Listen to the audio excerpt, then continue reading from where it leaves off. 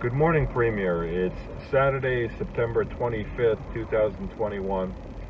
I'm just en route to visit and do a preliminary inspection of a well-known restaurant facility located in the general area of Collingwood, Ontario. As you know, the primary source of spread of the Delta virus is the tiny respiratory droplets that you emit from your mouth simply by speaking and by breathing. And what happens is these respiratory droplets are very light and they simply float away in the air, and they will infect anyone who happens to be in the room with an infected person unless the air is appropriately filtered. And it's just simple common sense that if I'm breathing and my breath, similar to what you see in the winter, just fills up the room, anybody who is in the room and who is sharing air with me will become infected depending upon how long they spend in the room sharing air with me if I'm an infected individual. Now, there is a reason why this is something that is an issue now, but wasn't an issue prior to the pandemic. And that is a very simple reason. Prior to the pandemic, the primary standards for the HVAC systems in almost every building, probably everywhere in the world, was based upon something that we refer to as the ASHRAE standards. And the ASHRAE standards set out how HVAC systems have been designed in order to deal with the movement of air.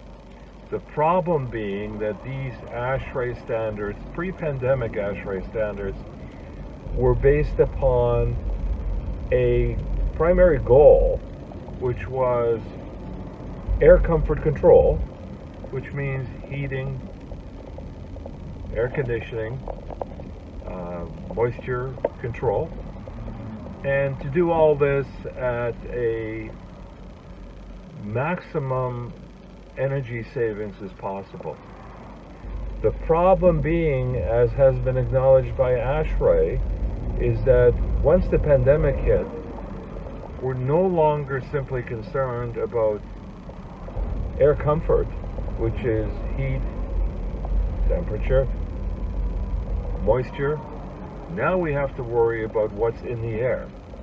And the fact of the matter is that whatever is floating in the air is simply not going to be filtered out in most HVAC systems, because few of them have been designed with what I'll refer to as very heavy filters that have the capacity to filter out those very small droplets, vapors, whatever you want to refer them to. People use different names, but a HVAC system that was designed in the normal course for air comfort control simply doesn't have the capacity to filter them out.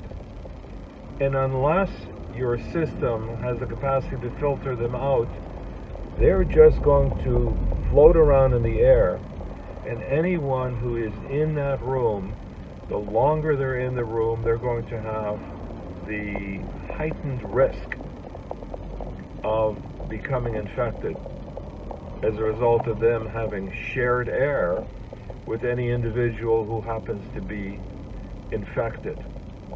Now, the bottom line here is that you have referenced certain businesses as being high risk.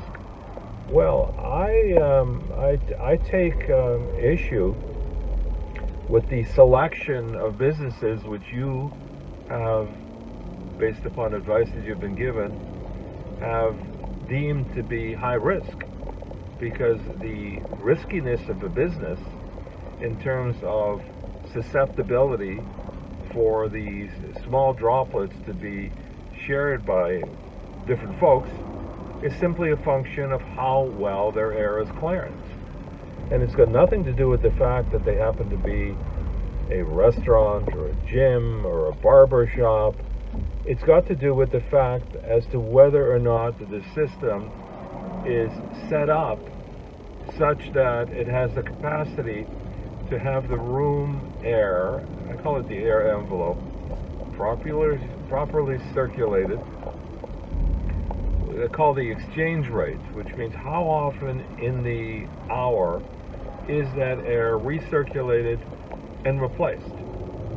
And ASHRAE has set certain standards as to how many times that air has to recirculate in order to have the capacity to properly cleanse the air, provided that that system has appropriate filters with appropriate density that can capture the small particles of floating aerosols that I've described.